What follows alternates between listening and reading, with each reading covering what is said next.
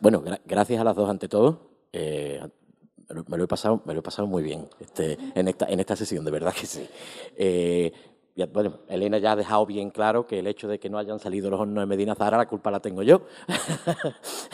En fin, yo haré lo que pueda por resolver esto.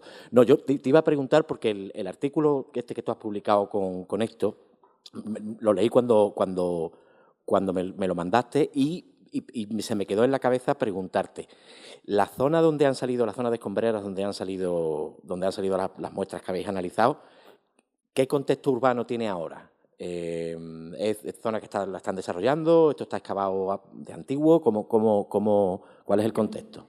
Se excavó en el 2009, sí. Está en la zona del Zumbacón. Entonces, sí, fue en Córdoba y bueno, pues había también, porque hay un binomio en Al-Ándalus, que en la zona alfarera siempre hay una más vara al lado, y parece que le gusta tirar los defectos de cocción a los muertos. Y allí es donde se desarrolla. Entonces, lo bueno es que eran pues casas tradicionales lo que había antes, también había alguna fábrica antigua, entonces no habían bajado porque estaba casi en superficie, o sea, nosotros no se recuperaron los hornos completos porque a veces bajando, o sea, medio metro ya lo tenías todo ahí, ¿no? Entonces, la suerte es que aunque fue una excavación arqueológica de urgencia, pero que se pudo documentar porque el volumen de material que ha salido y cerámico es ingente, vamos, que nos está hablando, por eso uno de los proyectos que hemos planteado, que nosotros pensamos que no estaba abasteciendo solamente a Córdoba ciudad, sino también a quizá cerámica sin vidriar, ¿no? Incluso a otras coras, ¿no? Que es lo que estamos viendo un poco ahora. Yo es que estaba pensando, pasa que claro, el contexto arqueológico de Medina Zahara es tan pristino, está todo tan limpio,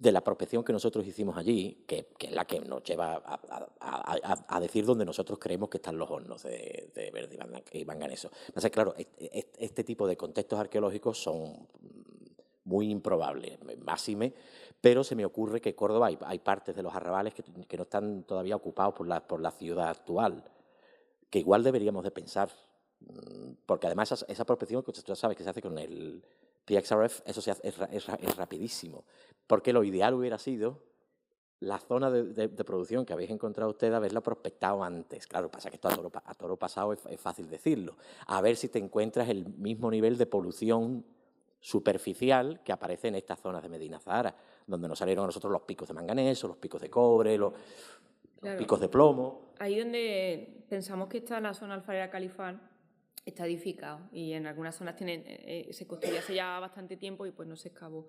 Pero es cierto que Córdoba en época califal llega a crecer tanto que parece que esa zona alfarera principal no puede abastecer toda la demanda de la población y en la zona de los arrabales empieza a surgir una segunda zona alfarera.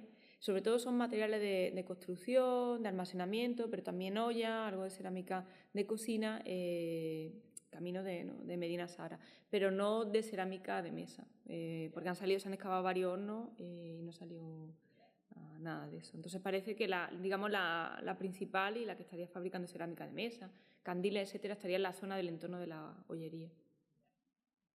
¿Puedo hacerte una pregunta? No he entendido bien, o sea, el hecho de que haya, si he seguido bien el planteamiento, esos desechos de producción de verde y manganeso en la zona de la tradicional de alfarería, tampoco significaría necesariamente que en un momento concreto, igual que se trasladan la ceca, ciertos talleres de verde y manganeso fueran controlados por la Dar al-Siná no necesariamente en Medina Zahara, pero por una producción controlada. No sé, seguro que probablemente parte de esa producción puede estar controlada por la Dar al-Siná, pero yo pienso que no tuvieron necesariamente que estar allí. Que estar en Medina, no lo sabemos, pero desde luego estuvieron produciéndose allí y sobre todo la decoración esta de semiovitas, que es típica, ¿no? Sobre todo de época de Abderramán III, se estaban produciendo en esa zona, ¿no? del barrio de Alfajarí, ¿no? Entonces sabemos que... Claro, pero ¿y las de las firmas? Es que eso es lo interesante ahí, porque esa doble firma, si indica taller, sería interesante ver si aparecen allí o en Medina, en fin, que Sí, abre sí, unas no, sí, perspectivas. a ver, hay mucho por hacer. Nosotros Es con que la evidencia que además el tenemos. artículo, en los 2 artículos estos que ha publicado en ECO sobre el tirás textil, una de las cosas que yo le encontré más interés al artículo es que te muestra que el tirás, que bueno, es un concepto unitario, pero es una realidad muy compleja y muy dinámica, que hay talleres muy controlados por el Estado, que fabrican una serie de calidades, otras menos, incluso los talleres del Estado subcontratan con talleres privados cuando necesitan un encargo para el que no dan abasto, para en fin, que es entonces, pues, igual que ocurre con la seda, pues con la cerámica o con los vidrios plomados estos que salen en época califal, casi todos en Córdoba, que esto claro.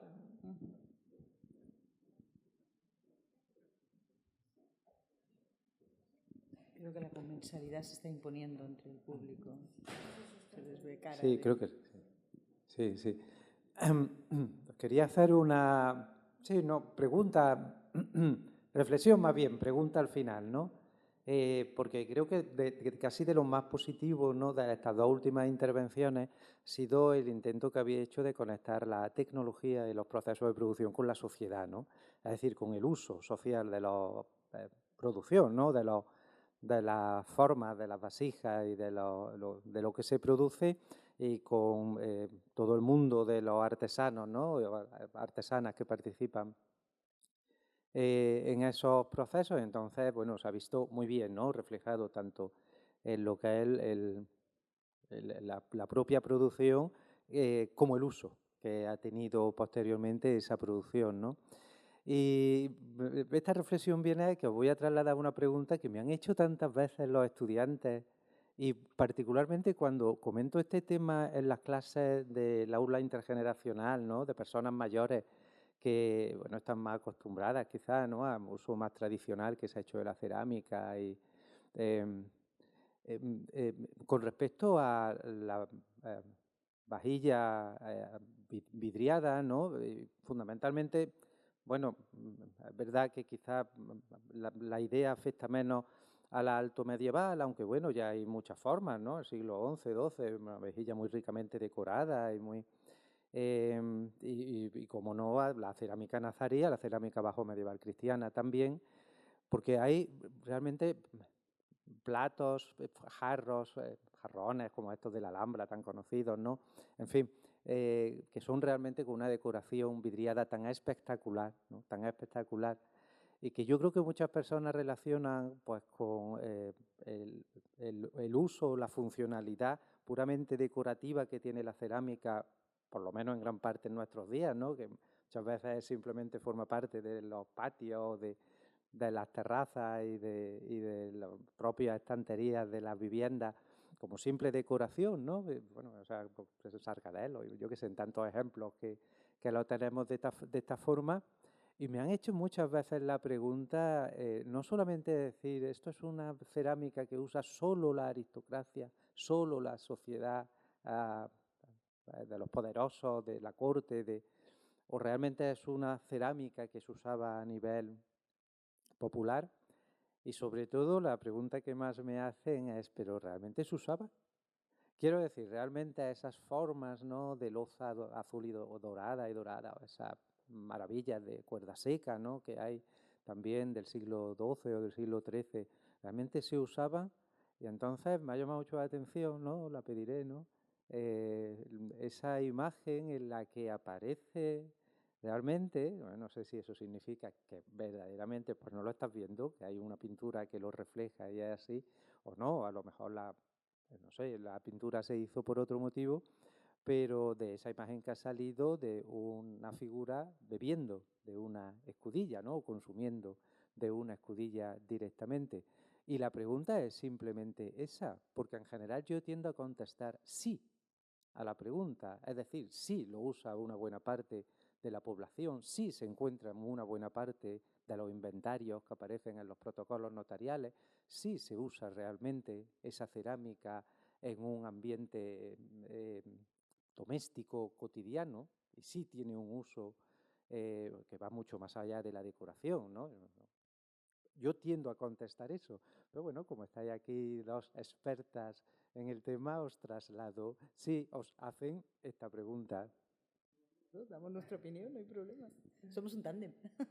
No, en el verde manganeso sí se ve que sobre todo a partir del siglo... O sea, empieza primero consumiéndose a lo mejor la corte, la élite, luego se extiende al resto del mundo urbano, pero luego llega al resto del andaluz y a todo el mundo. Cuando tú hablas, por ejemplo, de la alquería, pues también aparece verde manganeso, cuerda seca, y lo utilizaban, pensamos que para comer. Pero es cierto también que, por ejemplo, hay una vajilla que es de finales del 11, primera mitad del 12, que aparece por muchos sitios del Mediterráneo, de tipo cala, que tiene una decoración que aparece también en algunos bacini de esto en la iglesia italiana. Y esa vajilla, esos platos tienen pie y tienen agujeros. Y eso probablemente sería a lo mejor de decorativo para colgarse. Entonces,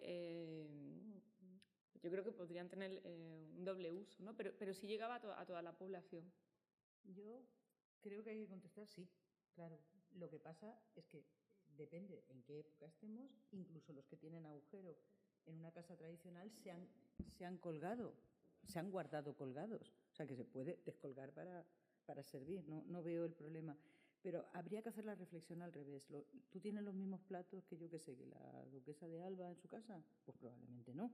Entonces, el nivel económico hace que puedas tener ciertas producciones. Voy a poner un ejemplo que a mí me impresionó. Cuando abrieron Medina Zahara al museo, entonces tú entras en un montaje tan bonito y entonces estaba, no me acuerdo cómo es, no, creo que no lo habrán cambiado, la vajilla como común, la vajilla de la aristocracia y el califa. El califa, por supuesto, comía cristal, reflejo dorado de no sé qué.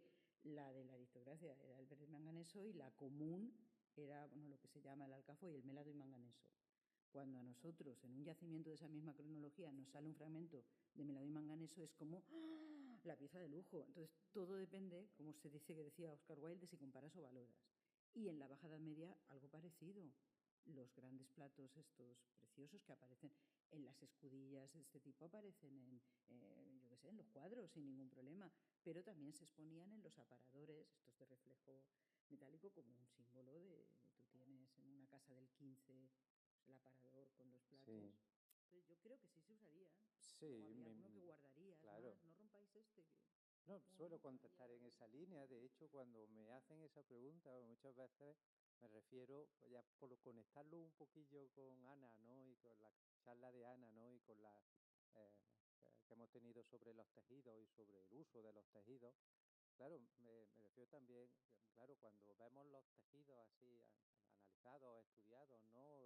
En conjunto, pues como la seda o el paño, los colorantes, etcétera, etcétera, pues claro, estamos valorando, podríamos preguntarnos lo mismo, ¿no? Es decir, ciertos tejidos, sobre todo los más caros, ¿no? Los tejidos con los teñidos, con unos tintes o unos colorantes particularmente costosos, etcétera. Bueno, eso realmente lo usaba la población, ¿no? Solo una parte, etcétera. Y realmente ahí la respuesta es más fácil, ¿no? Porque en realidad no es que las sedas sean exclusivas o los brocados, ¿no? Con esos hilos plateados, dorados, tal, sean exclusivas de una clase social. Lo que es exclusivo de una clase social, como comer carne todos los días, pues es a lo mejor llevar permanentemente un vestido de seda o con decoraciones brocadas. Pero claro, ¿qué ocurre? Que sí que a nivel documental sí que aparece muchísimo la combinación de tejidos, porque se solía usar todo un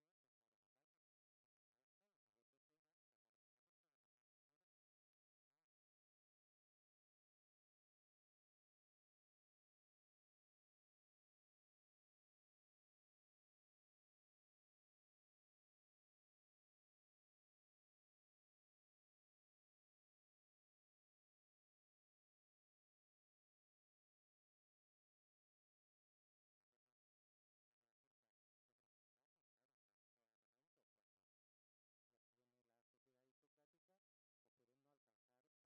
Sobre esos elementos, cuando ya tiene la sociedad aristocrática, pues pueden no alcanzar tanto valor de transmisión y valor de conservación y de reuso, ¿no? Pero cuando algunos de estos elementos tienen la sociedad eh, media o más humilde, pues lógicamente el valor social que tiene para esa familia o para ese individuo se incrementa, ¿no? Porque ahí sí es algo excepcional y no algo que entra dentro de la normalidad, ¿no? Pero bueno, está muy bien, quiero decir que esto es como que me parece estupendo implicar la tecnología con la realidad social, ¿no? Que se esconde detrás de los análisis de la tecnología. Yo simplemente añadir una cuestión en la línea de lo que ha dicho Sonia. En la cerámica de Manises, en los platos, en muchas ocasiones aparecen unos agujeros que están están ya vidriados, y eso es signo de antigüedad, es decir, que es original, no es algo posterior. Por tanto, sí que estaban en los aparadores o incluso colgados, aunque luego los usaran. Añadir este pequeño dato, que es un dato que creo que es importante. Yo creo que hay representaciones en pintura gótica, lo que estudiaba Sí. un grupo catalán, muchos en los tinells, en los puestos. Algunos no se usarían, otros sí, dependerán, imagino. Ahora, Sí, como simplemente usamos todos los aportar platos de esto. Ikea, ya la cosa es un poco más. Y por supuesto, daros las gracias a ambas por Vosotros. vuestra magnífica Pues yo- conferencia, que ha sido excelente. Y yo debo decir como ella que he aprendido muchísimo y he tomado apuntes, vamos, muchísimo, muchísimo. Gracias a vosotros. No sé si hay alguna pregunta más. ¿Sí? Una pregunta. ¿Lo habéis pensado en los repertorios decorativos de esas piezas? Porque me ha parecido que las más antiguas son como pobres, ¿no? Y luego habéis mostrado algunas imágenes con que hay algunos elementos geométricos, luego algún elemento zoomórfico, algún águila o algún animal de esos un poco fantástico, ¿no? Entonces, yo no sé si hay un estudio de la evolución de los repertorios decorativos de este tipo de vajilla. Genérico no, pero sí que está claro que en un primer... También depende, vidriados, pintadas. Las primeras decoraciones pintadas pues son filetes, motivos geométricos, apoyo. Y en el mundo ya de la decoración vidriada, claro, luego es que hay programas. No es lo mismo el príncipe bebiendo, que la representación de un motivo, una hoja de las pencas que les gustan tanto. Sí, pero es verdad que en un primer momento no eran pintores, pero ni en la cerámica pintada, porque hacían 3 trazos y luego se ve que van haciendo diseños más complejos. Se va evolucionando, sí, sobre todo en la segunda mitad del siglo IX, pero incluso antes de que se introduzca el vidriado en la cerámica pintada, pues ya se ve que empiezan a hacer algo de epigrafía, unos pajaritos, pero es verdad que no hay una tradición, yo creo que es porque no hay una tradición previa aquí en la península ibérica de pintores, pintores en la cerámica. La pintura, vamos, el mundo ibérico sí, antiguo, pero el mundo romano, la cerámica pintada... Sí, pero en el norte de África, por ejemplo, sí se ve que hay una tradición previa y cuando eso lo pasan al vidriado y pintan el vidriado, pero aquí yo creo que no, y por eso como que tardan un poco más. Yo solo quería preguntar una cosa. Sonia has apuntado la importancia de la mujer, ¿no?, en la producción de la cerámica, y no sé si en el caso del vidriado se podría, creo que debe ser imposible. Debo decir que creo que habéis magnificado. Bueno, vamos a ver, o no que estoy tuvo diciendo o que ahora tuvo un papel, que la cerámica la hagan no, las mujeres, pero que tuvo un papel y más en importante, sociedades ¿no? patriarcales, claramente Totalmente. está claro. Solo he planteado que en algunos aspectos concretos, en ciertos modelos productivos muy elementales de producción doméstica, todos los paralelos etnográficos valoran, Llevan a porque es eso. una actividad que pueden hacer. La comercialización la hacen ellos la producen. Pero evidentemente Quizás en el los vidriado con la alta alfares a los que ya se especialización refiere, ayudarían como toda la vida. En la panadería ayudaban las hermanas, las madres, tal. El que cotizaba era él. Nosotros hemos intentado rastrear eso en la cerámica tradicional en Almería, y es verdad que las mujeres no torneaban, pero sí eran las que rameaban, las que pintaban, decoraban. Entonces, pues tenían un papel también activo importante dentro de lo que es el ciclo productivo de la cerámica. Y luego la cocción pues también, porque además ellos mismos dicen, no es que ayudaba, es que trabajaba también. Lo que pasa que en el caso del torno no. Pero la pintura normalmente sí, también la pueden hacer hombres, pero la hacen sobre todo las mujeres. Gestionar talleres, por ejemplo, en la cultura de la moderna sí, porque los talleres a los que los primeros Habsburgo les encargan las piezas de cerámica arquitectónica en la Alhambra para restaurar o para recrear los patios de la Alhambra, porque durante el siglo XVI y XVII la corona española se gasta mucha pasta en obras en la Alhambra. También hubo un polvorín que salió volando y se cayeron un montón de las decoraciones, entonces hay que restituirlas y tal. Y hay por lo menos 2 de los talleres a los que le encargan, además le encargan miles de piezas de cada golpe. Esto está en el archivo de la Alhambra y esto lo ha publicado muy extensamente Elena Díaz Jorge, de la Universidad de Granada. 2 de los talleres más activos, que trabajan más activos con el conde de Tendilla, que era el gobernador de la Alhambra en el siglo XVI. 2 de los talleres más activos están gestionados por 2 mujeres moriscas, porque son talleres que estaban ya activos durante la época tardo-nazarí, y cuando se produce el cambio de régimen, los talleres siguen activos y siguen... ¿Cómo? No, a partir del siglo XVI, cuando ya se convierte la Alhambra en propiedad del... Que además es interesantísimo, porque toda la zona del secano, que es donde están todos los talleres estos del 16, 17... Nosotros, el más tardío que encontramos nos parecía que era de principios del 18, pero de los que excavamos nosotros, la mayoría eran del 16 y del 17.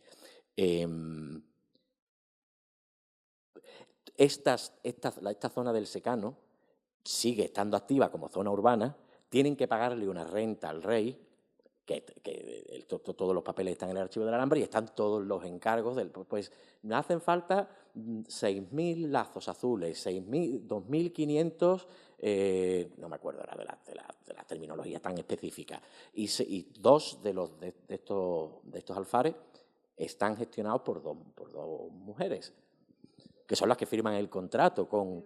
No soy sospechosa en absoluto de que no quiera valorizar lo invisible, pero que hay que entender que a lo mejor ahí lo que estamos viendo es propiedad de taller. Por eso he dicho la gestión. Una viuda, sí. O de alguien que gestiona, como si coges un protocolo notarial y hay una señora poderosa que tiene...